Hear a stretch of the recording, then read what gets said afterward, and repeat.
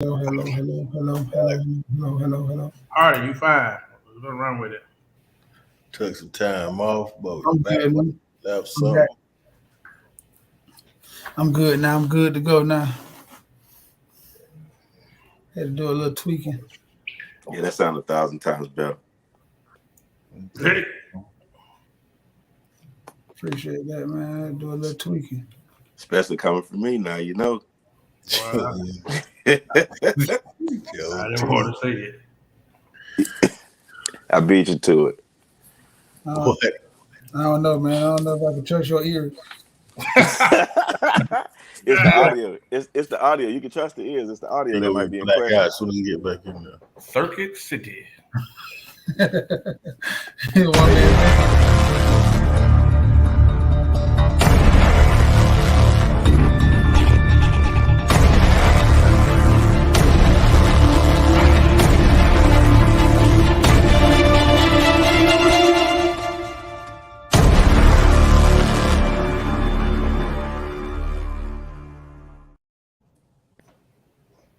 Good evening. It is Juneteenth, and for all my Negro friends that celebrate this holiday, we would like to say welcome on behalf of the Black Super Friends. Happy Juneteenth. Tonight I will serve as the host. You know me around the world as the Horace Towns, but tonight I choose to carry on the synonym Mactastic to talk about my early years in the dating world. But before I begin this show, I want to introduce you to three guys that I call my best friends. And the whole premise of this show was I thought that these guys were phenomenal. I thought that they all had a story. And I thought that with all this BS in the media and the TV world, we wanted to bring you something authentic that could change lives. And it has done just that over a period of 4 seasons. We're in the fourth season now. So as I introduce them, please buckle up because it will be an interesting show. We've been off for 2 weeks, and everybody is missing the Black Super Friends podcast. All right, the red light is on. I didn't forget to hit go. Tonight, I'm going to go first to the man on top, the man who's celebrating in all his glorious pro-Black fashion. You will see his name is Happy Juneteenth. He has on a Black History hoodie. He just came off Father's Day, and he's probably feeling so amazing today. You will know him as Chris Leo, but for tonight, just call him Happy Juneteenth. Yes, absolutely. Happy Juneteenth to everybody that's out there, man. This is a national holiday, but we're not actually taking this seriously. I suggest everybody next year take off. January 1st, request Martin Luther King Day off and request Juneteenth off. And let's celebrate it the way it's supposed to be celebrated. But I'm glad you guys showed up today. What was amazing about this Juneteenth is that it's separate from Father's Day because last year we had to celebrate them on the same day. So it's always a good thing when we can celebrate them separately and give them the maximized celebration that they deserve. But happy Juneteenth. All right. Next, I'm going to the man who celebrates all holidays. So I know he had an amazing day, and he is a girl dad. So Father's Day was probably immaculate for him as well. Tonight, he will keep it short, and you will call him Zay. What up? What up? I'm with y'all. Juneteenth is today. I got my Black Kings on. I'm with my brother Chris. Uh, I'm happy to see y'all. We know we've been off for a while. Father's Day was excellent. I just took the time to chill and hang back. So I'm just glad to see you guys and enjoying this Juneteenth. I am with you, Chris. I do see that today a lot of people still take Juneteenth as a joke. And when I say a lot of people, I mean a lot of Black people. I ain't see no barbecue smoke nowhere. I didn't smell no ribs anywhere. But I guarantee you on the 4th it's going to be a different story. But it is what it is. I, for one, I always take off Juneteenth, and I definitely take off Martin Luther the King Day. You ain't got to ask nobody. Every time. But that's me. All right. Next, I'm going to the father of three, residing outside of his mansion in outer Georgia. You don't need to know the county. Earlier, I thought he was going to come on with his Harley Davidson cowboy hat. He's going through a lot of changes right now, but nonetheless, you will know him tonight as the owner of Hardy Home Inspections, and his name is Super Mario Senior. Please say the senior. Hey, greetings and salutations. Hey, man, I was actually off today because it's a federal holiday. So, being a federal holiday, that I'm going to be off anyway. But I did a couple rounds and stuff like that. I had a great weekend, man, a great weekend. Father's Day, rolled right into another day off. And then I got up this morning and then said, I'm not going to work. I looked at my computer open and said, I heard the voice of Malcolm X on one ear and the other voice of Dr. Umar Johnson. And I slapped my computer shut and I didn't do no work. I just came into my office today. So, man, I had a great day. Nice. All right, I want to shout out my son Tyler Towns in the comments, who sent me a Happy Father's Day pops with no financial attachments attached to it. No socks, no Amazon card. Saying all of them did the same thing. Hey, happy Father's Day, pops, and so Chick-fil-A card. Not even, brother. Oh, for Sunday. Yes, for Sunday. It's the invisible kind. Don't worry. On Sundays. Well, listen, you know what? I'm gonna rearrange some things. What I tend to do. First, I'm gonna go to Father's Day since it's such a hot topic, and Chris is known for his daddy and me time. How was your Father's Day, Chris? Oh man, I have to say that my Father's Day was amazing. I got to spend time with my daughter, and she was really thoughtful this year, man. I don't mean to brag, but kind of won this year, so that was amazing. I actually got a gift, little Neiman Marcus, you know what I'm saying? Just a little that little slight flex, little cologne, you know what I'm saying? Finally, my daughter did something nice. You know what I'm saying? And man, like I got an amazing card. She know I like Batman. She got me the original OG Adam West. We went to see the Flash movie that had the Michael Keaton Batman in there, and just made me. We did really, really well, man. All I really wanted was a steak dinner. That's all I wanted. And it was bad, but it was good because every place I went, because we started like 4:00. We really wasn't pressed for it, but every place that I went, it was full. We tried Kobe's, we tried Ruth Chris Steakhouse, we tried Fleming's, but every place was full. And I thought it was bad for me, but I thought it was a great sign because it shows that fathers were celebrated this year. And I even want to give a shout out to the women out there. I don't know about y'all timeline, but I did not see a lot of that crazy giving praise to other women for being fathers this year. I seen a lot of dedication to us and giving us a spotlight. So I want to give a big applause to the women, our women this year, man. I didn't see none of that at all. And I'm so thankful for y'all. I seen one post where it said Happy Father's Day even to the deadbeats. And I know that meant a lot. That took a lot for her to say it, but we even appreciate that. So shout out to the ladies more than anything this year for really letting us have it. And man, it was amazing, the response I got from the female community. Girl, Dad's Day. My brother. Father's Day was actually good, man. Father's Day weekend in itself in its entirety was good. I didn't do too much more than just spend the most expensive thing that we have with my daughter, and that was time. So we actually got a chance to go. Sorry, Chris, I didn't get a chance to holler at you this weekend. I was on the outskirts of Orlando, but I was way to the west side. I think it told me about 51 minutes to get to you when I put it in, and I couldn't find the time. I apologize for that wholeheartedly. However, I was chilling with the princess, so we got a chance to sit back, take in time, movies, sleep, and a lot of pool, my brother, and then some more sleep and hit the road to try to be back here. So, like you guys said, I was just happy for that, man. I didn't see a lot of those people that you were talking about, the mom, dad, but I've tried to taper my timeline down so I don't see those type of negative individuals anyway. So it works. I guess they were getting better this year, and they finally know Mom's Day is their day, Dad's Day is their day, and respective of our feelings for each one, but let the kids rock out. That was a great weekend for me. right into a day off. Super Mario Senior, you got 2 precious bundles at the house. How was Father's Day? Yeah, well, they aggravated me, them two. But my daughter definitely did a great job this year. She was so excited because I normally tell her, don't get me nothing. Your biggest gift is just you doing good.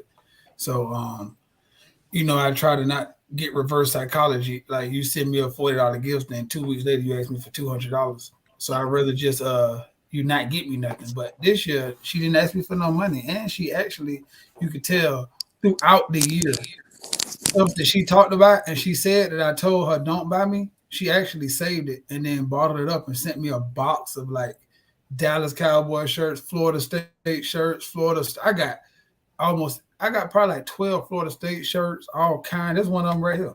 I got hats. She bought me all kind of stuff just from Florida State there because I like Florida State and she down there.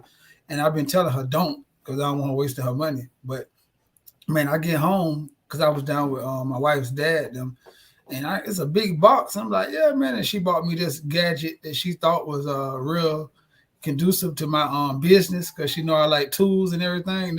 And she was telling me about the warranty on it. So like Chris alluded to, she was very thoughtful because I knew that she knows not a damn thing about tools. So for her to get me this, I know she really did some research to get it. You know what I'm saying? Go ahead, Chris. No, I just want to say that shout out that picture behind Zay. I ain't seen that thing's fly though. I really like that picture. My sons, they, my Mario, he just a bundle of joy. So he just happy to give me something. So he woke up at like 6 o'clock in the morning saying he got a surprise for me, and then proceeded to ask for his breakfast. So it was another day, man. We had a good time though. My wife, mom did a bunch of cooking, and so we ate. I probably gained all the pounds I lost in the last 2 weeks back hanging down there. You know what I'm saying? It was a nice time, man. Nice time. Turn your mic on. You are a professional. Well, I'm glad that y'all Father's Day was amazing. You all are great fathers, and I commend you on everything that you do. You guys still have kids that are under the age of 18. I have 3 sons. Let me say, I want to cut you out too. I just want to say this. I got to. I agree with Chris. I posted something that said Happy Father's Day to all the fathers. Because some of us fall short. Some of us are doing good. Some of us are, the good, the bad, and the ugly. Some of us doing bad, super bad job. But Happy Father's Day because it's still a day for fathers. And I agree with Chris. Normally it's some flack. Down my timeline, the only 2 Kevin Chapsit Charlie's that was on there was 2 dudes who don't even got no damn kids.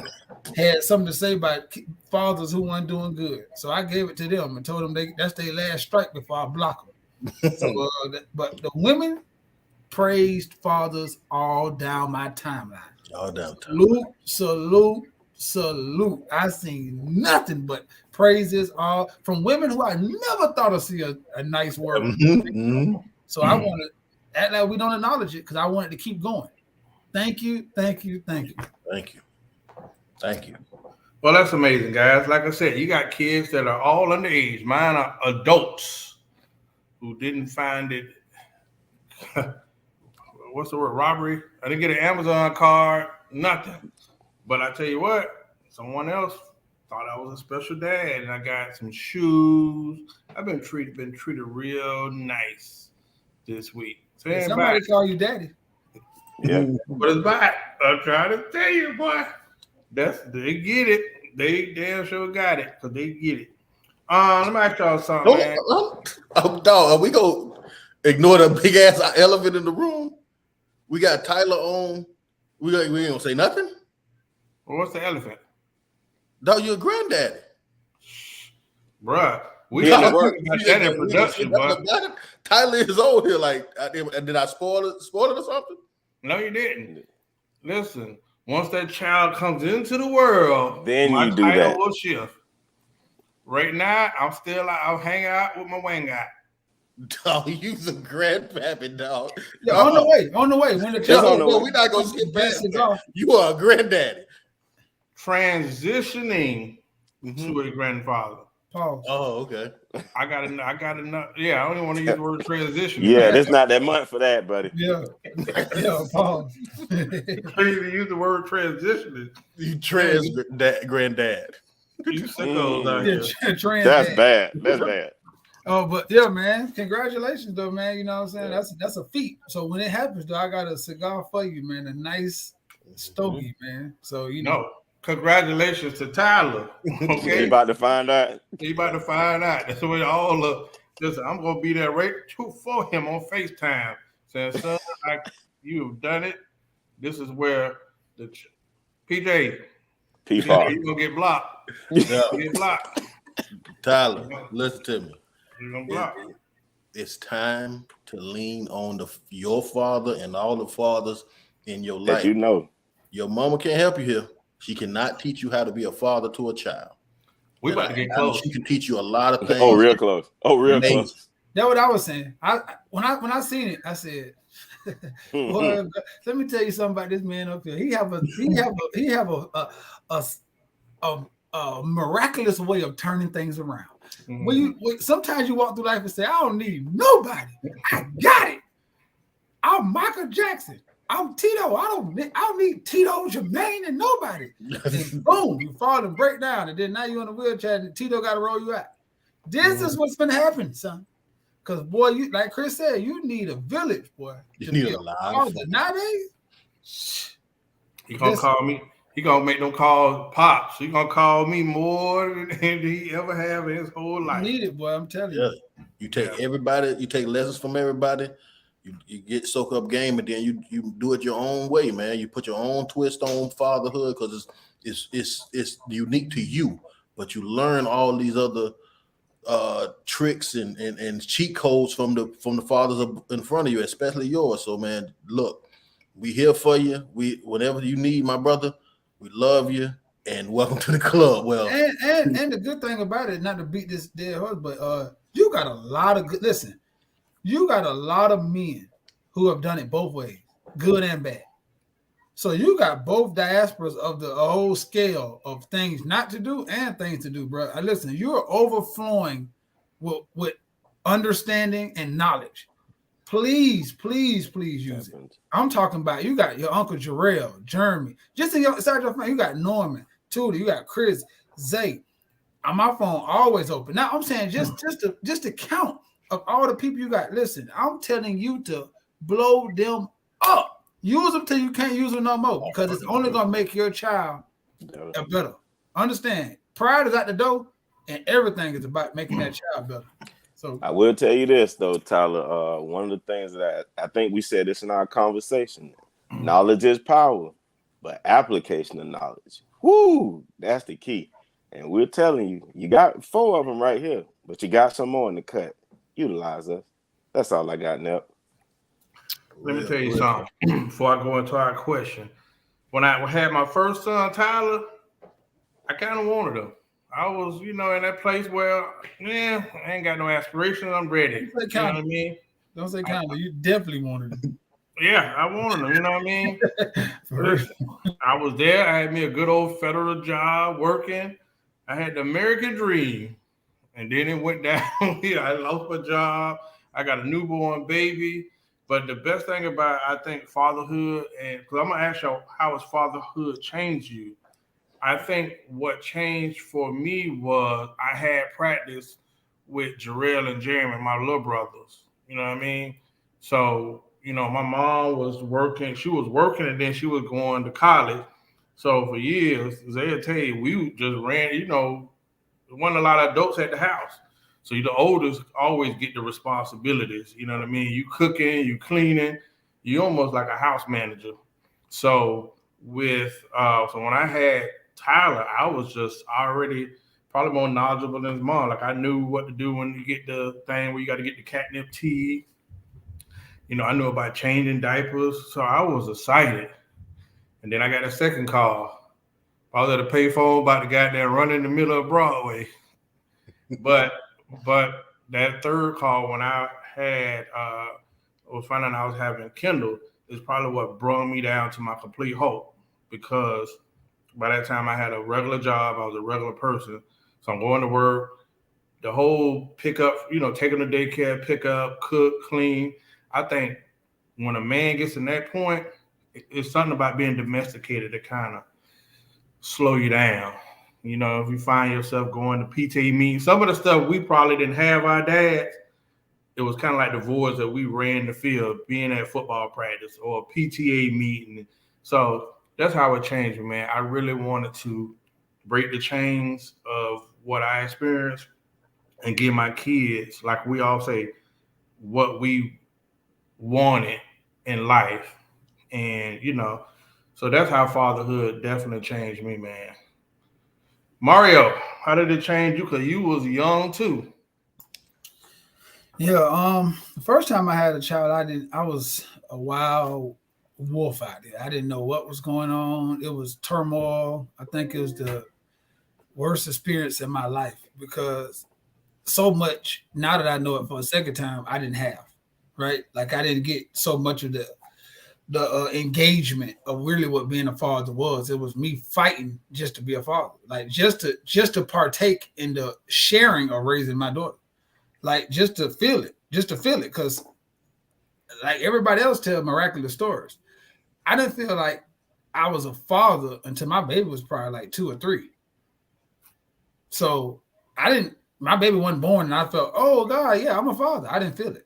And then her not coming to me and me not spending a lot of time fighting, going to court and all that. When I really started getting like the court settled and I really started getting visitations and stuff like, in the dark, that's when I started saying, man, I'm creating a relationship. That's when I started seeing her go to sleep. So I believe what it did to me is it just put perspective around my life, right? But I was still young. So even though I wanted it, I wasn't applied it. Like the good brother Zay said, right? So I got older, and then when I got older, she grew up with me. So as I grew, I seen her growing. And I seen that I have to not only tell her what to do, but I got to be not a hypocrite and do the stuff I'm telling her. So I believe what she was is a barometer of my recklessness. She always made sure I didn't do 10 toes in to the wrong side. That's what Jayla did for me. Mario and also Jayla made me get on the right path to understand that if something happens to me, what does she have? Like really, what does she have? It's nobody's fault. This is her. When I had my other 2 kids, it reaffirmed that now I'm raising men. So Jayla listens to me in aspirations of obtaining a man sort of like me one day. Mario and Dylan gonna listen to and watch what I do, and they're gonna mimic me. So now I think I want to live my life out loud, but the right way. So I think they changed me to be more like I'm married now. Like I'm telling them, like I'm saying I love their mama in front of them. Like I'm saying good stuff. Like I don't listen to rap as much as I used to. Like I spend a lot of time with them. We watch sports together. Like it make me pour into them. Like I say stuff like you a warrior, you a king. Like I make them watch like inspirational stuff about me. And with Jayla, it was more like princesses and just spending time in lawyer. But it's a different diaspora. But I think my kids overall, not to beat this dead, I can go on and on. They made me the man that people are proud of today. Because without them, I think I'd still be lost and I think I'd still be party hardy. Because in the inside, I love to have fun. I love to go out and do all this amazing stuff. But my kids made sure that I understood my responsibilities in life. And I thank God that I got them. Because the responsible man you see today would not be today if it wasn't for them kids. Turn your mic on. You are a professional. You know what's 2 things I learned real quick? One, them bills and responsibilities, boy, they don't go unanswered. Whether it's Pampers, milk, daycare, boy, you be hurt when you get your check and know, rain or shine, this is somebody that you have to put first. And everything, bro, ain't no excuses. That probably made me grow up more than anything. And I tell any father, the minute I seen Tyler slide out like a slip and slide, bro, my life was forever changed. Like I really could not think about anything else but my child. I left Daytona spring break one night, and because his mother said he had a fever, it was a lie. But I drove 3-4 hours in the middle of the night to get back home to my son. So that's the power of having something outside yourself. Oh, Zay. Whew, I don't know, Hard. I can't top your story. However, I got one of my own. So when it comes to being a father and stuff like that, if someone asked me this question and asked me, well, were you trying to have the child? And I'm saying to myself, you know what? No, I don't think so. Yes, I exactly was. I was, because if you're doing the get wet dance and you ain't got no raincoat on, what you thought was gonna happen. However, like Hardy said, I think that our children did mature us a whole lot. Each one of them taught us different parts in life and made us sharpen things amongst ourselves. For me, Hardy always says he's Party Hardy. That's his nickname. He likes to have a good time. I'm known for having a good time. I'm always having a good time. I'm right now, I think, going through a period in time in which you did, where I'm looking at myself growing and I'm watching my daughter grow right along with me. So I too have to be aware of what I'm doing and how I'm moving, because she's associating love with what she has with me and what she's going to look for inside of a man. So I try to be an example. And I think on the prior episode that we talked about, I kind of shed a little light on it, but not a whole heap. But it is different. We are girl dads. Horace is the only one. Well, sorry about that. Mario joined them later on, but it's up until recently, it was 3 girl dads and 1 boy father, that's who most of our friends have boys. They didn't have girls. So what we had to do was learn a lot of understanding, a lot of compassion. So when you hear myself, when you hear Chris, when you hear Mario speak on some issues that deal with women, we got to digress and come back from where we were with this this macho persona, and have to come back and say, you know what? There is another side. And I think that's what the women taught us, or the young ladies. They softened our hearts. So I'm appreciative for it. It matured me a whole lot. I still got some more maturing to do, because I still got some work to do if I'm going to make a great human being out of the human being that I brought on this earth that God gave me. So my job that God gave me, I got to tighten up on it and make sure that I'm doing the best. But I think I'm doing great so far. So I'm happy for that. But it definitely is a different from the first time when you just like, yeah, I'm a dad, to it's like, yeah, I know I'm a dad, but what type of lessons am I going to implement this year round, or, within this season? And that's just where I'm at with it. But I love every minute of it, and I wouldn't change it for anything in the world.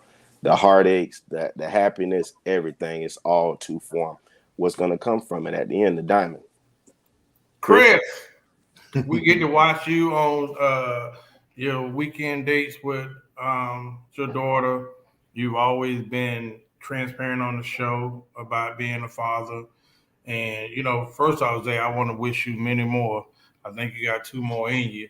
I'm going to talk to Reverend Masters tonight and put that prayer in the mailbox. But, Chris, man, you probably been, we watched your daughter grow up. So, and to see you, man, as a dad has always been an amazing thing, bro. How has fatherhood changed you? Man, fatherhood didn't change me a lot. I think some of our experiences are similar. Like with me and Zay, we both single, had 1 child and have 1 daughter. But unlike Zay, he was able to in his previous relationship, he was able to play a parental role. I never dated a woman in that capacity where I was playing any kind of role. So my child has always been the center of my life. I don't have multiple kids like you and DeMario. So my child has always been the center of my life. And I think it's taught me how to prioritize things, put her well-being first. More than anything else, put her well-being first. Before I think about me, and I know that I have to be the strongest I could possibly be to be strong for her. But just her well-being keeps me strengthened. You know what I'm saying? It keeps me motivated to get up every day and work hard, simply because I want to be that person that she can always lean on. She can depend on her daddy to be there. It also taught me patience. You know what I'm saying? Like being a daddy is the one step is learning, especially a girl dad, is learning patience, because you so used to using force to make things move. When you're a girl dad, you have to be a lot more clever than that. You got to use carefulness. You got to use charm. You got to use all these other different qualities to still get your point across. Because I'm not a cuss you out dad. I'm not a hit you dad. I've never beat my child. So it has to be a level of mutual respect. And I think these are characteristics that can translate into relationship wise. You know what I'm saying? I know now that if given the level of respect, I have a level of caring. I have a level of understanding in me when there's no opposition and no fighting back and forth. When I trust you, you trust me. And what a sacrifice, man. I sacrificed a lot to be with my daughter. Y'all can contest to this. I just slept on hard. Moved to Atlanta and slept on hard couch. Had to move back to Palm Beach and had to sleep in with Horace. You know what I'm saying? So I've sacrificed a lot. I gave up. Pause. but Wait a minute. Reside in the same place with Horace. My bad. Sorry about that. It taught me a lot of sacrifice, man. I didn't have to do a lot, man. I remember one time I had one room and a cot, and my baby was come over and I had to sleep when she would sleep on my chest. There was no more space, but we never had a problem. It was oh Lord. I'm done. Not on this show. It's 4 heterosexual men. Man show. Let me say this too. I want to hear all y'all talk about that. I'm gonna tell you this may be off the subject, but it's kind of is the subject with Horace's ex. Fatherhood gave me understanding and forgiveness for my dad. I think like me having a child made me feel compassion for him and understanding that when you're young, like Horace said, we had our children when I was really young. He had me when I was around that same age. So now I understand that, bruh, you don't know what you're doing. You totally don't know what you're doing. You're trying to do the best you can. You know what I'm saying? And in this world right now, you have people who say stuff like that, which just totally throws off the world. So I understand when he was dealing with stuff like that, it's just like crazy because so much stuff I thought, because I looked at him at a certain way and I was so younger, I thought he should know this. You should have did this. You should have did that. And now I know for a 30, at 20, you're not old. Bro, you're the dumbest dude in the world. Most 20-year-olds are full of running women. They're the worst spot mentally, besides Jarrell, that have kids. Most people I know. Jarrell did it amazing. But I'm saying most people they're not. So then I had to look at my dad and say, bro, I understand a little bit what you were going through, bro. Hey, I love you. I know you tried.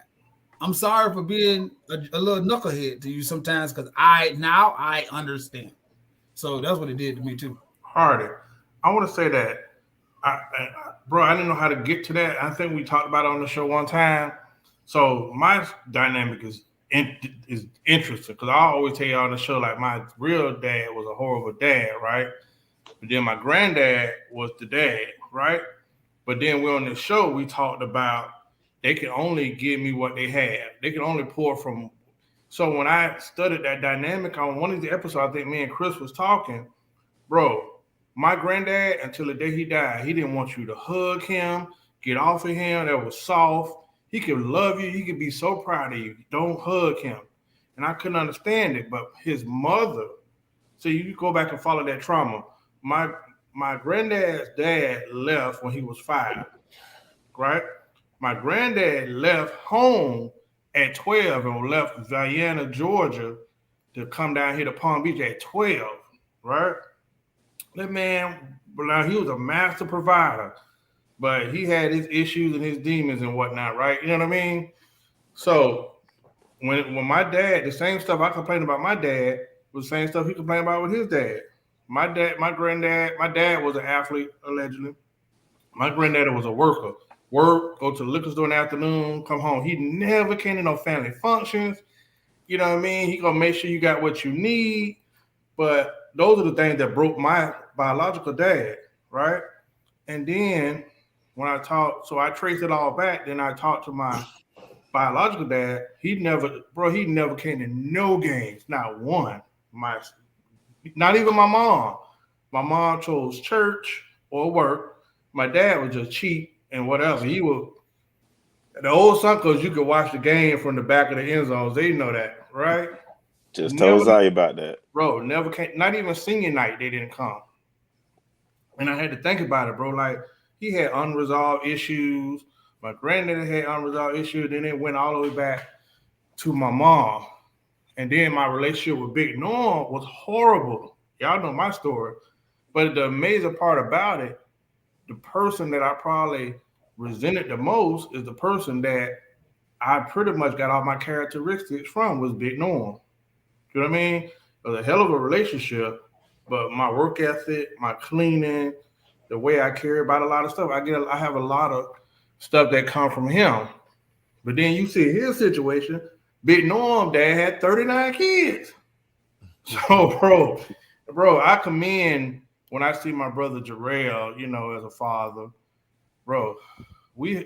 Hey, I salute all y'all because we didn't grew up with some dads. Probably out of 10 of us, one of us in that 10 gonna have a dad. The other 3 of them gonna have uncles that's stepping in as a dad. It's always some trauma, man, and I salute y'all for that reason. I just had to share that, man. Just seeing that, hey, he can only be a dad as good as what he was developed.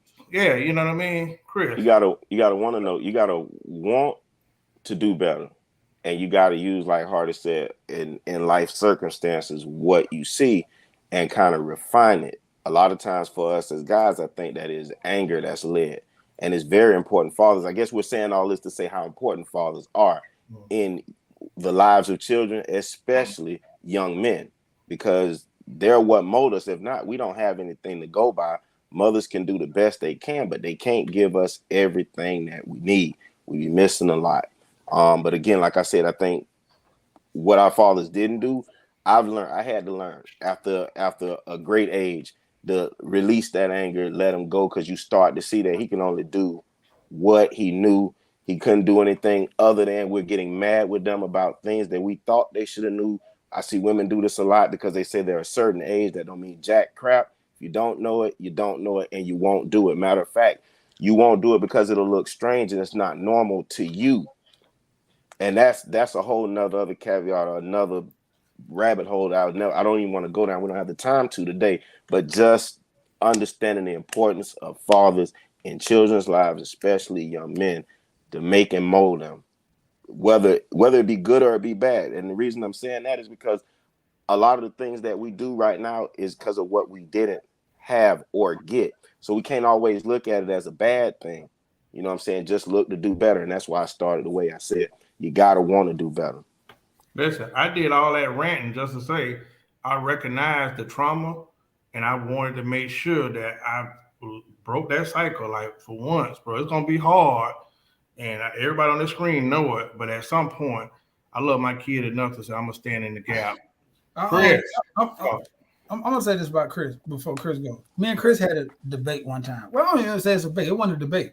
It was just sometimes me and him get into a Chris very opinionated, and I am too. But one thing I love about talking to Chris is that, like, I think when we both get on the phone, it's about actually trying to figure it out, right? Mm-hmm. So he asked me, do you think it's better that to know your dad and them not be in your life, or never know your dad? Mm-hmm. Right? And me and him had a deep, like more than one phone call conversation about this, because that's a great question. Like, because you know which one, right? And I said, well, at least. And that came to this, and I think this was the most profound thing, because it go back to what you and Zay were just saying. At least if you know your dad, you know the characteristics that you have that's in you that you can change because they pass it down. So like this stuff about my dad, I know I don't like, but I know it's in me too. So I know I need to work on it. I've seen the mistakes he did. I know I'm prone to make the same mistakes. So let me correct those. Right. But when you start, and this is why it's so blank sheet. That's why it's so important that, like Tootie said, good or bad. Zay said good or bad. Chris said good or bad, because if you don't know nothing your daddy did, you don't even know where to start. You're probably going to make the same mistakes your daddy did because you don't even know their mistakes. Genetics. You didn't have no plan. So when women are like, I'm going to keep him from him. No, you need to let him see them.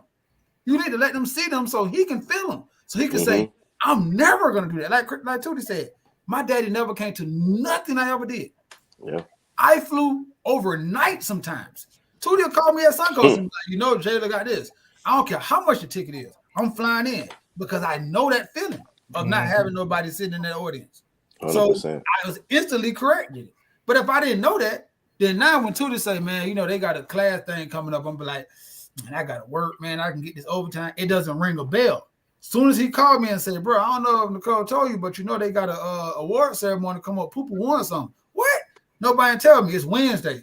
You know them tickets. Stupid. But I'm gonna be there Friday. Because I remember what happened when it is when I got the award and my mama working 2 jobs and nobody in the audience for me. I'd be damned. So I think women need to understand, I don't care what kind of daddy he got. He needs to know him. Yeah. All right. I hated my dad, but before he died, the last 4 years, we got close. And I had me learning, having conversations with him, I understood myself so much better. Stuff I did not even knowing, I got it from him. Chris. Well, that's the thing, man. Go back to our conversation that I had with Hardy, man. I don't know because I don't have any blueprint. I've never had a conversation with my dad. I've never seen my dad. I don't know who the man is. You know what I'm saying? So at the end of the day, it's like anything I do it off the whim. And the only thing I ask myself constantly is, if I did have a dad, what would I want my dad to do?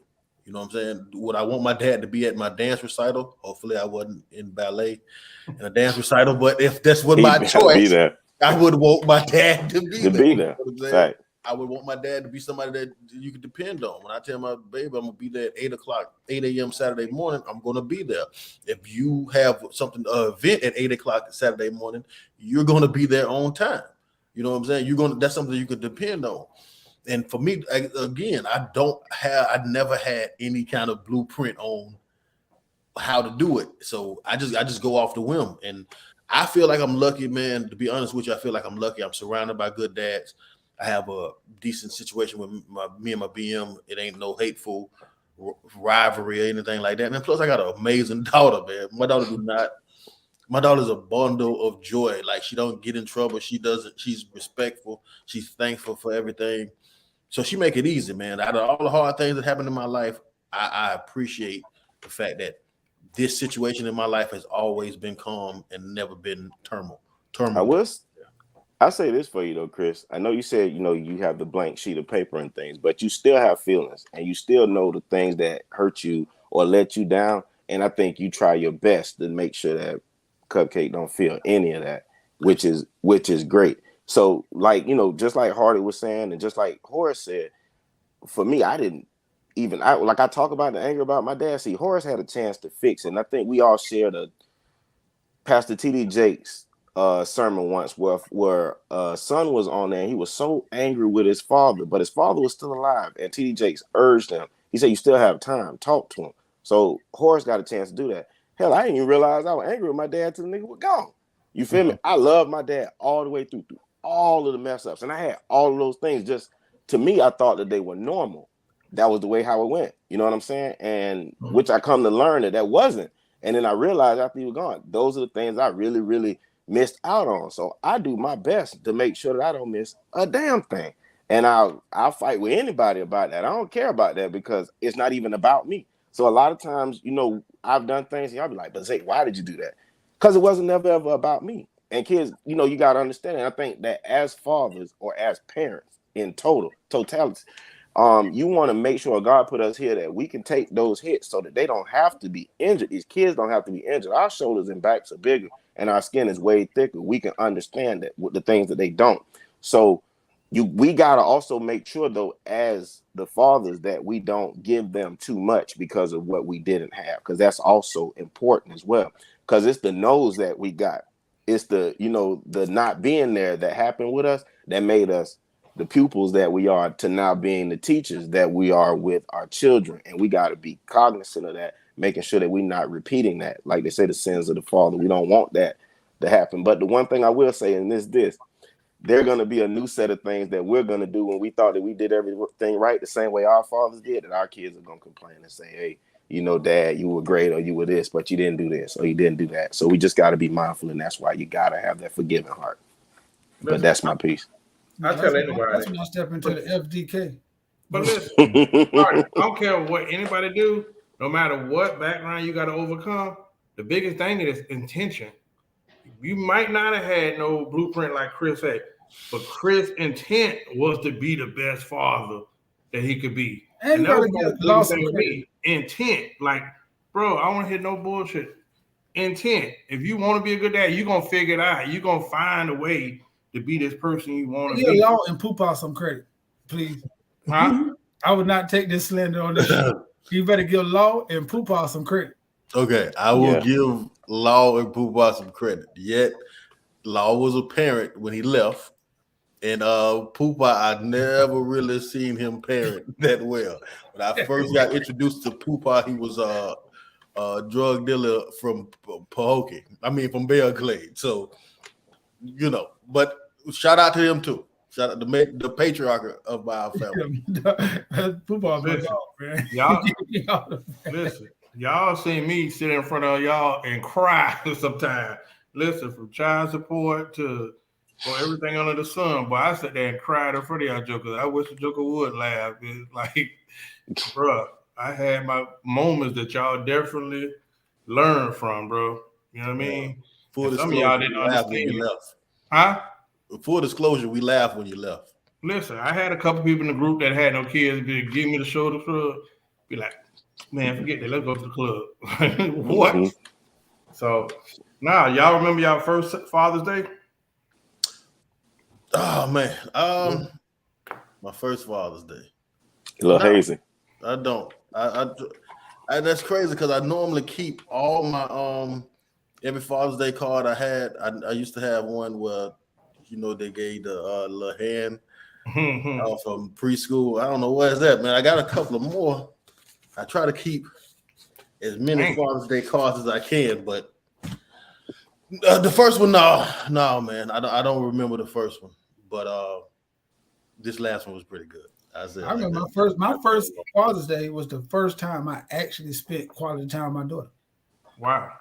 Like, that was the first time she was like, all right, you come see your daughter. Then I had to like sit and you know what I'm saying? I'm like, that was like the first time, like it was like a coincidence because it's like that's the first time I had like I was so angry because I had to go through so many things like meet here at a disclosed location, do all all the court stuff to get it. But then when I got there and I see my baby and I was at the park right there by H Avenue, the park right there in our neighborhood, and I was pushing my baby and I seen that, bro, none of this mattered to her. Like she don't know what the hell we were just going through. We didn't stand each other. None of that mattered. She ran through the park, hugged, got on the swing, and wanted to keep going on the slide. And that's when I knew that I might lose to her, but I always win with her. Yeah. So it don't matter. Like it don't matter. Like, you know what I'm saying? That's what it really showed me. Like, bro, this is what parenting. That's when I began to see. I don't listen. Mine wasn't like that. My first Father's Day was good. I don't remember exactly what happened, but I was catered to. It was all good in the hood. I just don't know what happened after that. But it was great. Yeah, see, I get hazy after that. But before, it was probably some Destiny Child, Cater to You playing, dinner, you know what I'm saying, hand and foot type deal. I was great. Something happened later on. Yeah, I still got a lot of stuff from Tyler and Mari. The one that's most memorable, and I tell you all the time, is that goddamn Kendall that told him to draw a picture of his family. Man, that boy drew a picture with so many goddamn kids on that piece of paper. When I went to the school, the teacher's like, hey, the people from not DCF, family and friends was there. They're like, hey, we want to talk to you and offer you assistance. I'm like, assistance? What are you talking about? It's like, you have so many kids. I'm like, no, I don't. And she showed me that picture, bro. It was so many kids on that damn picture. Bro, I was so I was so hot. Like, bro, I'm embarrassed. People thought I had like 20 kids, man. I said, damn, okay. It is what it is, but it's the father figure that you are throughout the neighborhood. He thought that all of those were brothers and sisters. Yeah, whatever. All right, listen. I'll be honest with you. I done had much better Mother's Days than I had Father's Days. If you execute the right gift on Mother's Day, boy. A single mother will give you the time of your life. I done had better Mother's Days than I had Father's Days, hands down. Well, let's be honest about one thing. Mother's Day is flowers, cards, dinners. Father's Day is cooked meal. You might get a cake. You're going to get some socks. You're going to get a tie, some shirts. It's just traditionally not been, reciprocal. Well, yeah, for you. for you, but not Yeah. for me. I Listen, got a cash out request. Oh shit. hey, Merciless. all right, listen, we got to go through. We got to go through lightning round because y'all then went on this Father's Day journey. So we're gonna talk trending news almost like TMZ fashion. All right, quickly. Zion Williamson, the 20-year-old NBA star who signed a contract for $230-something million and got a porn star pregnant, I believe, or whatever she is. And I'll just be honest. Also, this one of the young women published receipts of where he was sending her $10,000 a month for an allowance. The man hasn't played in 2 seasons. I wanted to know what y'all thought about that baby mama drama. I'm going first to my NBA sports analyst Chris Leo. I don't know, man. I think we should put a legend on a lot of this stuff. We have no proof that happened. I haven't seen Zion came out and collaborated this story. This is a woman's accusations of what happened. I think the length of what this woman has put out. She hasn't put out his phone number. She hasn't put out information with his face on it. He hasn't collaborated the story, and it's sad that when a woman can just say something and it hits news outlets. So I don't know. I'm going to wait to see if this is actually a true statement. And what I hate is that where's the feminist groups that come out that would fight against a woman doing this to a man, especially he being he just getting a woman pregnant and she's trying to defame him through the media. I wonder where the feminist groups at. I wonder where the feminist groups at to the woman that wrongfully almost had Travis Rudolph locked up for the rest of his life. I wonder where's the feminist groups for all the anytime a man does something against a woman, i.e. Corey Hawkins saying something about his baby mama, men are supposed to step up and say something about that. Yet when it's the other way around, why don't women come to the defense of men when it's female aggression towards men? So that's what I got. That's what I got to say. Listen, I'm angry about this alleged $10,000 a month allowance, and you still talking. I don't know what kind of chicks these is. You making 10,000 and you got a 10,000 a month and you talking. Now you ain't gonna have no thousands a month, bro. I don't understand these city girls, man. Zay, I'm gonna have to take a page out of Hardy's book. He said his favorite TV dad was Fred Sanford, and I said, "You big dummy," because that's all I said. Because I mean, I've seen the chick on IG, and her body was terrible then horrible. when we were looking at it. So I don't understand what he was looking at, but I ain't him. But it is terrible, like you said, Chris. It is alleged.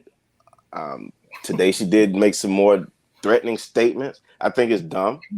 None of us on this cast make $10,000 a month. I don't know a lot of people in life who don't make $10,000 a month, so to just blow it. But I can understand why. It's the drug called attention, and they don't care if it's good, bad, or indifferent. They just want some. So much so that they'll even throw away a paycheck. See, I told you that's how you know it's a drug, because people throw away. See, now, never mind. Anyway, the chick is off the rails, and I think that this serves as, just like I was saying with Ja Morant, as a teaching tool for these young men that are looking up to NBA stars as role models. This chick is going to ruin him. She said today, on Juneteenth, the day after Father's Day, that she has sex tapes, number of them, and she ready to drop them. So much so, now I'm going to show you this power that you were talking about, Chris, that she wants the Pelicans to trade him.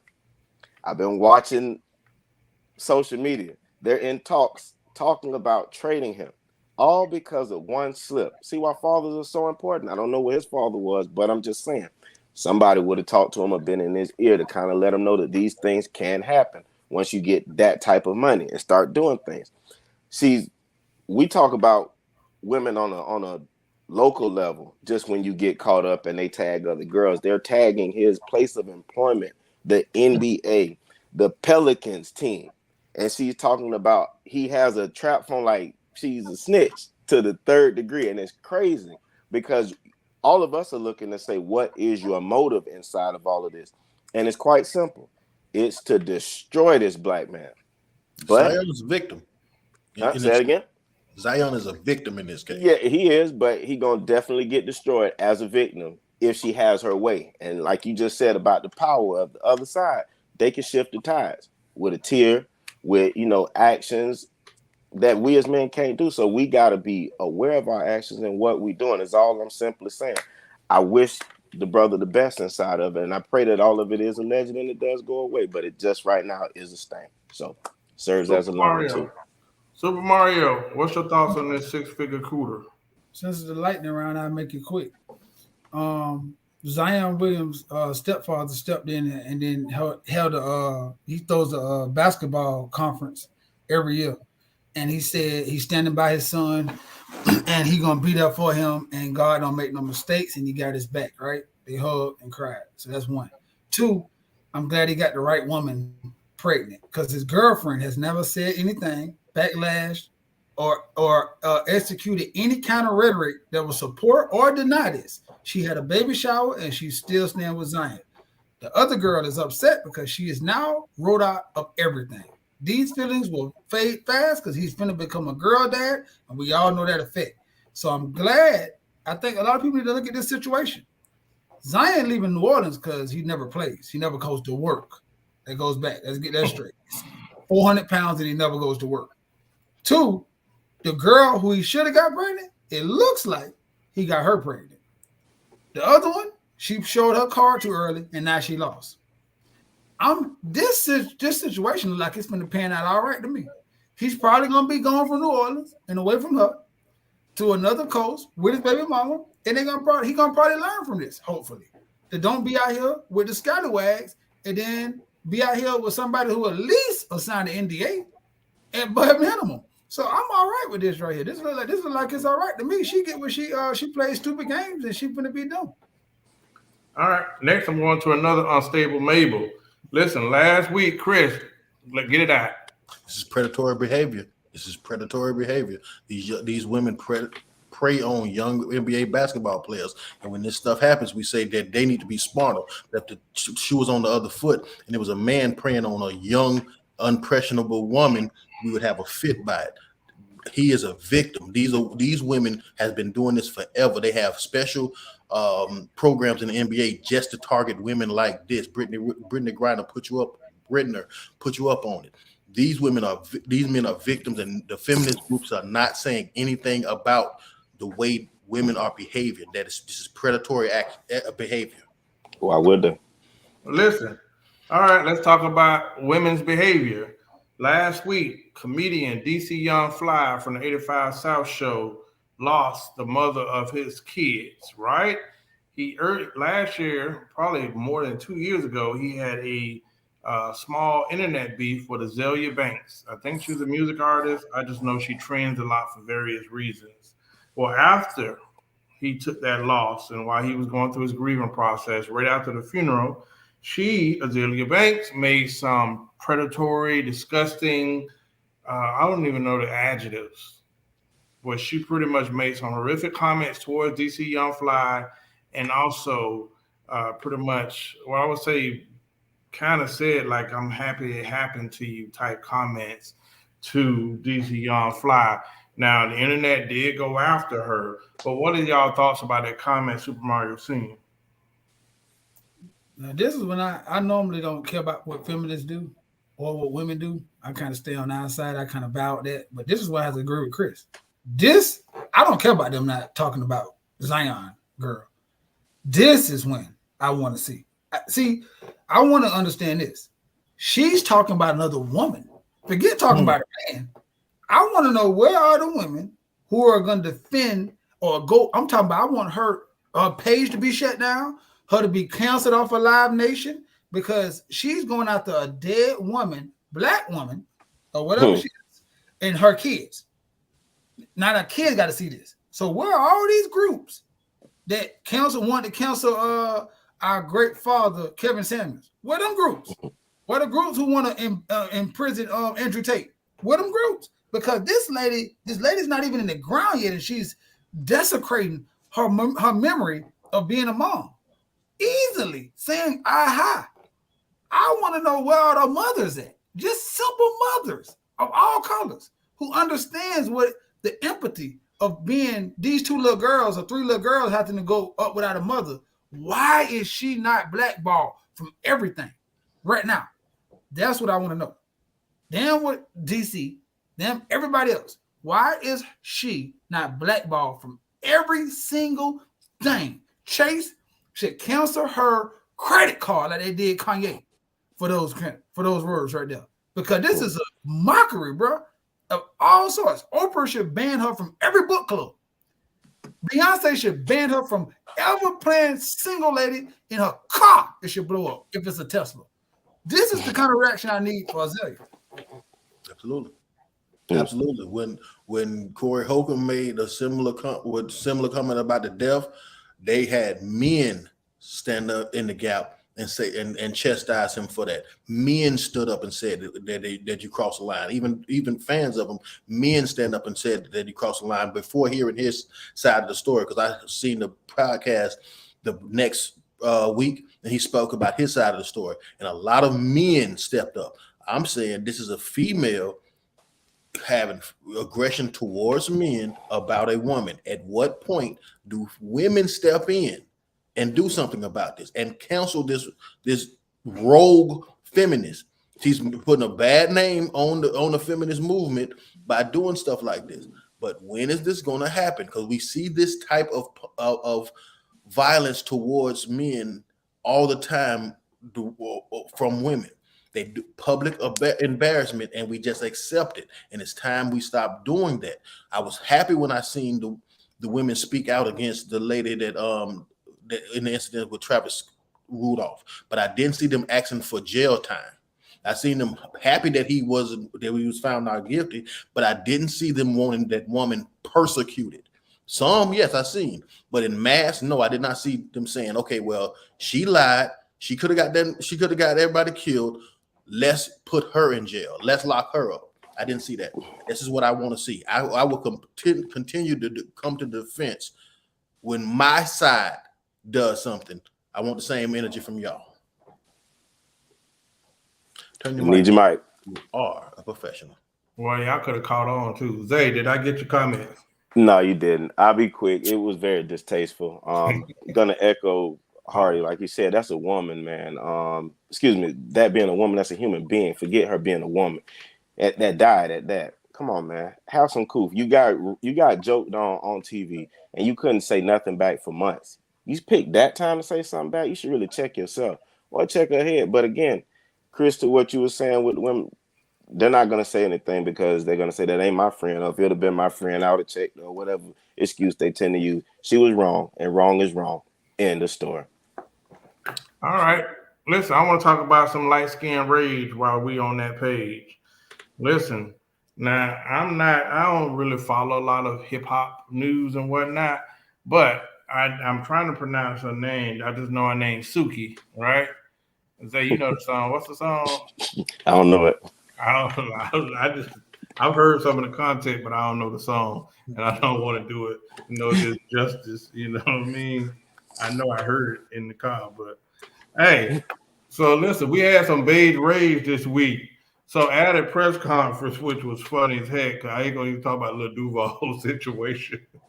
Lil Duval, y'all better stop playing them pranks, man. Lil Duval security showed up and folded the joker like a box, boy, playing them bad pranks. But this week, man, while at a press conference or internet event, I'm gonna say beige artist, YK, and he just seems to be, he seems to trend a lot, and it never looks good. You know what I mean? Ever. So, what y'all thoughts on the incident where, even though her lyrics are a little raunchy, and she says XYZ, he attempts and he forcibly kisses her, gives her an open mouth kiss while having this interview, I'm assuming. Later on, he apologized. She had her comments.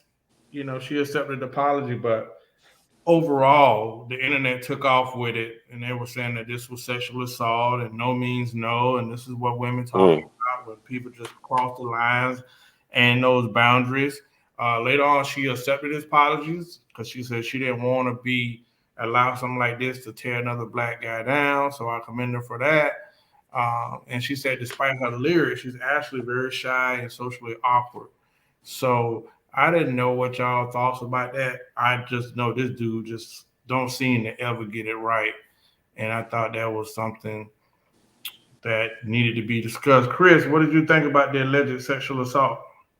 I'm not surprised. This guy is, to me, a weirdo. To be honest with you, I seen an interview a while back with the Breakfast Club, and they were saying something about him being Diddy's boy toy, and he got up laughing and ran away, and he sounds like a retard when he do say that. And I don't mean, when I say retard, I don't mean mentally challenged people. I mean a derogatory term that you use for an extra slow ass, dumb ass person, not a mentally challenged. I mean no disrespect to y'all. I'm just meaning a really really dumb ass person, and that's what he seems like to me. And I think I'm not a big person on putting black men behind bars, but a little 90 in the county will do that young man some good. Bro, you can't do that. You can't just go around kissing nobody. I don't care what they rap about. You can't go around just kissing nobody. Like you can't, and then you kind of did it forceful. You got to, I think your hair was almost around the neck and stuff like that. Nigga, you out your mind, bro.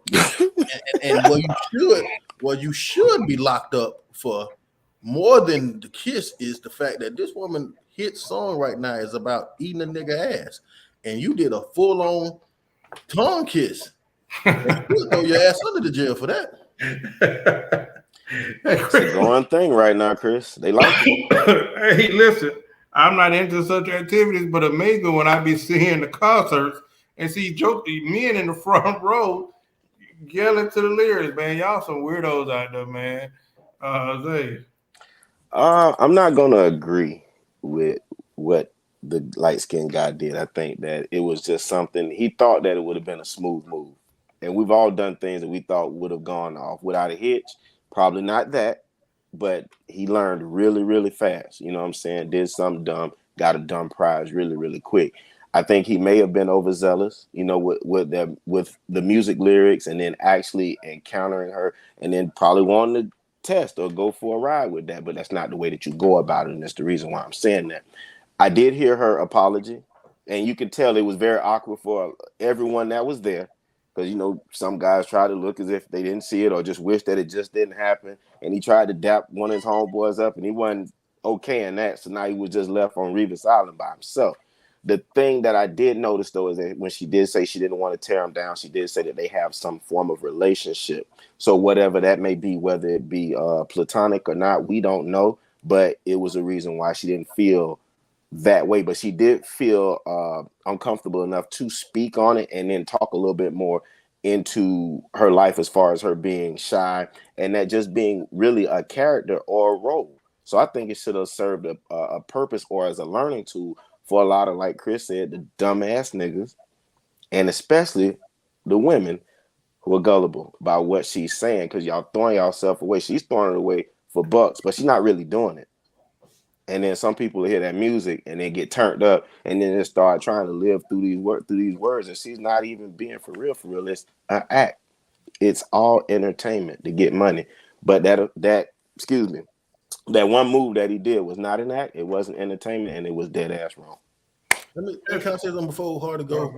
I don't know if y'all was raised the same way, but since legit, we learned that the girl that's talking the most sexual and the most out there, them the ones that you don't try. Them the ones that they wasting your time.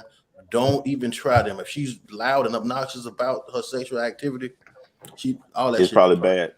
And that's been from middle school. Really, to be honest with you. Yeah. Okay. Mario, listen. One day we need to have a show about lyrics. We always talk about protect our queens.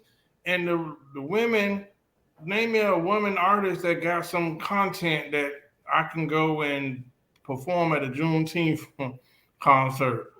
Tell me something that I can go let a young girl at a talent show recite. Cause all these lyrics from Megan to this new girl they eating butt. Cause I know my nephew was watching eating butt, bro, they use a strap. Bro, this protect our queens, huh? I'll just keep it short. I mean, for the sake of conversation. Pause. Super Mario said, Can you please put Vanessa Gandy on last comment? Oh yeah, let's see that. Let's see that. No, not that one.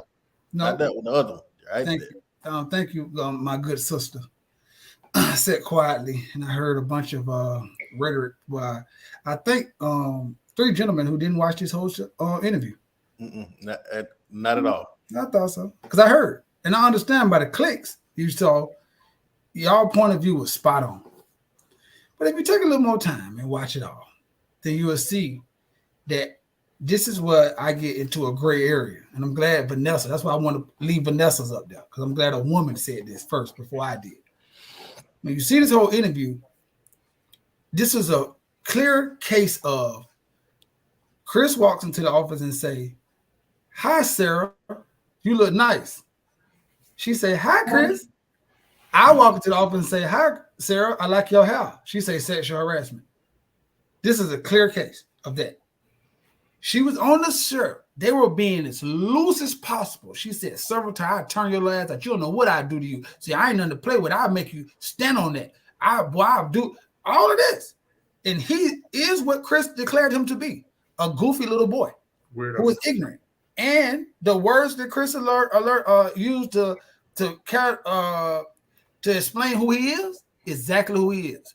So he took the bait and was like, "Oh, I'm going to show you." And he got carried away. But this is where I fell wrong at. And this is why I might get ridiculed at. Because I hate the crying of wolves. I hate that.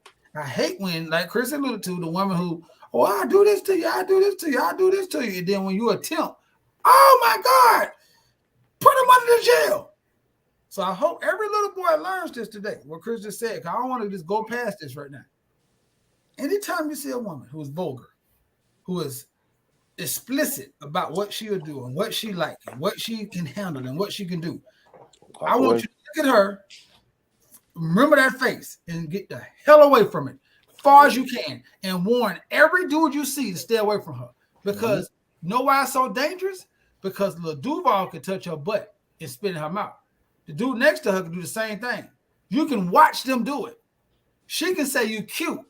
She can say she will do this to you. And if you walk up to her and kiss her, you're done. You are an animal and you should be castrated. That's the power that you don't want to have nobody have over your head. Understand how dangerous this is. Because if you watch that interview, bro, at that age, hearing a woman say that, hearing like Tootie alluded to what she sings about, what she's known for, Coochie with his good coochie and all of that, seeing her play out on reality shows, you would think just kissing you is the least I can do to you. After what you just told me you'll do to me. But then when I do, oh my, fire and brimstone rains from above. Oh no, bro, you gotta watch that. I want our little boys to watch that interview because this is a clear example. This was not a woman up there talking about women's rights and speaking about the betterment of black women. And he ran up on stage and stuck his tongue down her throat like they want you to believe and grabbed her face. That was not the case. Context matters. Context matters. Go ahead, Chris. I say it like this, fellas. I don't, I go by a rule. This is gonna sound terrible, but I'm gonna say it. I'd rather eat the box than kiss. Right. Simply because I believe that kissing has a level of romanticism. So I personally think if you go by that rule, you wouldn't be trying to kiss no woman in public because it's a little more intimate in my opinion. Personally, I believe I done ate more box than I done actually tongue kissed in my life. But see, I don't want to victimize, but if you pictures I could show y'all later, bro. She has her mouth open. I'm saying that's why I don't want to go into that. But like Vanessa is saying great points. I want to go back to her again because I don't want to be the guy on the 4 million show saying this. Bro, this is true, bro. But then you went from the internet blew it up. You instantly said, "I just can't take this." Bro, people don't call you everything under the sun. Now you got to delete your Instagram. You just can't take this. Now the woman who has been riding on a tour saying how nasty and provocative she was, got kissed, and now she need a break from life. Bro, this is some bro. I did a sexual harassment class at work, and I used to tell dudes all the time, Don't do it. "Bro, you got to understand, bro. You have to understand what Tootie can do. That don't mean Mario can do. What Chris can do. That don't mean Zay can do. It's only women have the power to say, I don't care if you seen Chris hitting me on the back of this car. If you walk up and touch me, that's harassment." Well, Mario, some people feel like there's a big difference between chitlins and bacon. So kissing in the mouth and eating butt are two different. I'm just saying. I'm just Dang, saying. man. Look, I ain't did a whole lot of chewing neither. But No, I agree. I just think kissing is intimate. She just said she like to get her mouth to get spit in the mouth. I'm just saying, Yeah. like, bro, like I agree with Chris. One point, I'm gonna let this go. I don't want to beat this one. This is the point.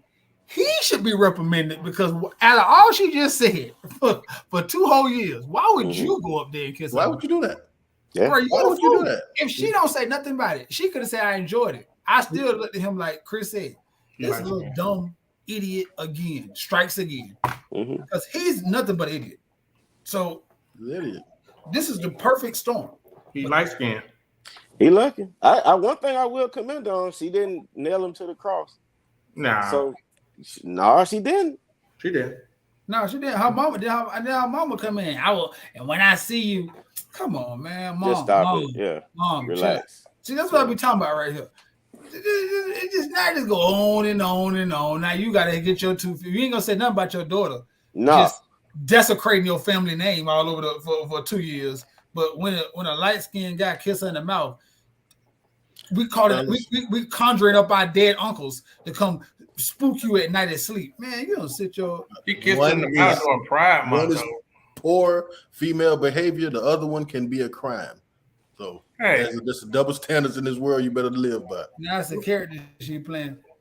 So listen, see that? Listen, let's be 100 with one thing.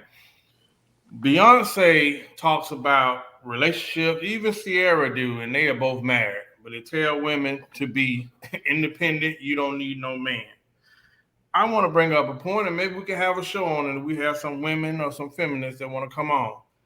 The music from female artists right now is trash. And then it is even played on radio. So to see Carisha from the City Girls talk all this City Girl stuff, right? Knowing she would do anything Diddy say to her. Don't want to go down that road. But when they asked in an interview about being a City Girl, she's like, my daughter will never be a City Girl.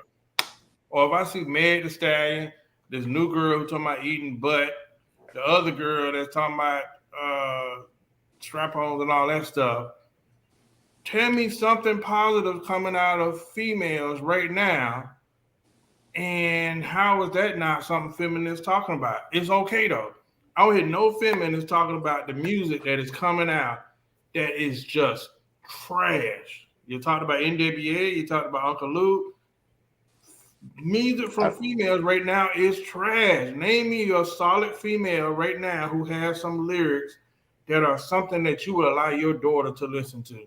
It's their body, their choice. I was just about to say that's not our business. That's their business, and they standing on their business because they Rip about Nebraska. They've been acting. Yes. Look, man, we got to be used to. We used to this, man. We used to this. This is stop being surprised. Extreme. It ain't misogyny when they're the one doing the misogyny. Cool when they do it. All these CEOs is bad to have all this money and all this power, but yet they want women to fill these roles. So I guess if a woman is mostly women as CEOs, it's no longer a bad job anymore. So man, this is normal. This is normal shit, man. Amber, all I read is head. Kind of lost my attention right there too. Yeah, I went keyed in right on that right there. All right, fellas. Since we still didn't change the world with that last segment, I'm gonna give y'all closing comments, man. I'm gonna go to Zay. Hey, I want to commend the ladies for stepping up and doing the right thing this Father's Day. I know they give y'all a lot of flack about the things y'all don't do, but y'all got it right. I appreciate y'all that came out The ones that ain't bought a mug, I'm still looking at y'all out of this side because I don't know what's wrong with y'all. And I just appreciate y'all. Y'all could have been doing anything else for the last hour. Y'all listened to us and y'all chimed in. So I'm going to ask you to do two things. Share it because it's free. Or tag a friend, which is also free. There's no reason why you haven't did either one, except for if you're a hater. And that's up for another debate. You know, is that correction or is that hating? We want to know. That's the conversation we should have had too. Yeah. Super Mario Senior. And I want to do a special thanks to Don, Amber, Vanessa, Nikki, and Shelly. Let me tell you something about these women right here. Let me tell you something.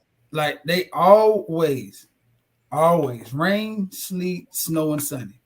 Even if they just peek their head in. Even Dawn, when she was going through what she was going through. Shelly going through what she was going through. Vanessa be on the road. Amber moving and going back and forth. They always support us. Let me tell you, we talk a lot of trash on here. A lot of women don't want to stand in the paint.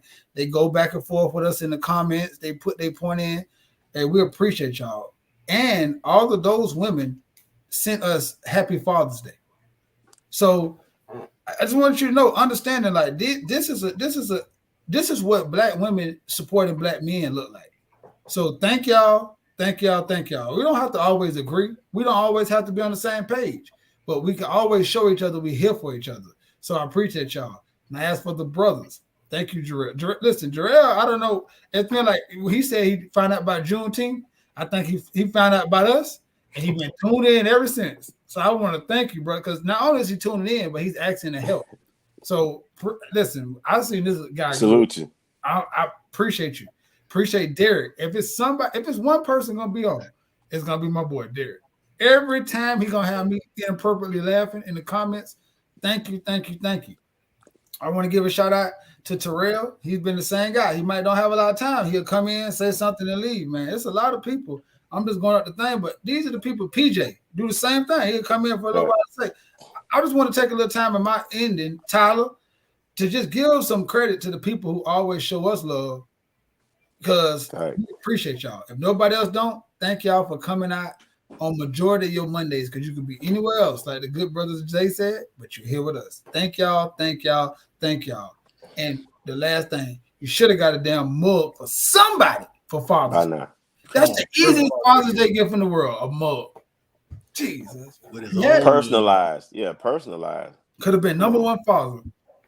And y'all say y'all support black people. Man, you still got time, though. You still got time. Great Leo.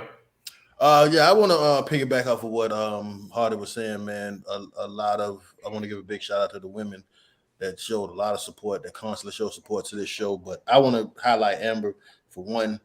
I posted just simple Happy Father's Day, and she sent me a message saying, of course, seeing you being an amazing father has been a pleasure for you. It's a beautiful thing. And I thought that was an amazing text messages. Women don't understand the power that they have in praise, man. I swear that made me feel that's them simple words made me feel amazing all day. You know what I'm saying? I encourage women, use that superpower, encourage that man, give him a shout out. Tell them how much you appreciate them, or just whatever. Just say something good to them, man, because it does wonders. I was lit up the whole damn Father's Day, and I appreciate you for that. Yeah. Well, I don't think Amber gave me a Happy Father's Day, nor did she complete this lunch that was supposed to happen. Xavier, did you go to lunch? I didn't go to lunch. Not. Oh, I seen a picture with her thighs out too. She thought she's showing the thighs and got the thickness showing too. He's studying a little bit. Listen, was it on a Sunday? I don't know. I just looked at the timeline and she's showing out over there. Hashtag brunch. There's somebody ripped out the plastic. Yeah. It smell like single dance in the air. Let's go put some clothes on. Oh, I think I saw that post. I saw that post. And hashtag brunch on the side. Hey, listen, did we talk about Juneteenth? We didn't. That was you. Give an editorial about Juneteenth and the importance of it, but we out of time now. Closing comments. Yep, we'll keep it short. Everybody telling Juneteenth as the day that we are all free. Well, let's go ahead and tell the truth. That is not actually factually true. That is the day that people in Texas found out that they were free. See, when President Lincoln signed a Emancipation Proclamation. Emancipation Proclamation. Go Yeah, ahead. you know what I mean. So he signed that people in those states that were under Union Confederate control actually were now free. However, Texas being one of those states, the soldiers from our army could not get into Texas. Texas has always been Texas, like so they had their own government, own regime. So actually, it was 2 years later before they actually went and notified people in Texas that they were actually free. Now the interesting part about that in Texas, it was in the newspapers, but guess what? Can you read it? Slaves couldn't read. You know what I'm saying? So even though Lincoln signed the Emancipation Proclamation, there were still states that actually still had slavery Slavery. in the North. And those states were Delaware, Kentucky, Maryland, Missouri, which were known as border states. At the time of the Emancipation Proclamation, Alabama, Florida, Georgia, Mississippi, North Carolina, and Texas are the ones that were supposed to be automatically free because they were under federal control. Except for Texas, they couldn't penetrate Texas. All right. So Too it big. actually wasn't until the 13th Amendment, December 6, 1865, is when everyone was officially free. Because even after Juneteenth, what they don't tell you, but you go look it up, you actually had Native American Indians that owned slaves, and the government didn't have any jurisdiction over Over them. native lands. That's So, why that's why it's so important that we change the verbiage of saying somebody gave us freedom. We fought for that. We fought in the wars for that. There were slave uprisals because of that. We fought for that freedom. Abraham Lincoln said himself that he didn't care about freedom of slaves. He cared about keeping the Union intact. And if he could do that by keeping all the slaves, then he would have did it. And if he could have did that by freeing all the slaves, he said he would have did that too. So instead of thinking someone gave us or a president gave us our freedom, we fought for our freedom and we eventually achieved getting our freedom. Now, the way that the Emancipation Proclamation is a bunch of words for the North saying y'all are making way too much money down here in the South. We want a part of that business, and if you don't, then we're gonna come and mess it up. which was interesting, considering Abraham Lincoln has been proven scientifically to To be have been black. of African descent. But you had a few presidents that you can actually look up whose mother was black, but a lot of people that were first home went classified as white. White. So I always tell people, man, history is so exciting because we actually were taught wrong stuff on purpose. Lies. Yeah, it's part of the city. We actually like prisoners of war. We need you to listen to these lies to keep you in order. But now, with the internet and AI, there's so much stuff that you've been taught that's untrue. And now I think that's why the system is actually Collapsing. collapsing. So, Implode.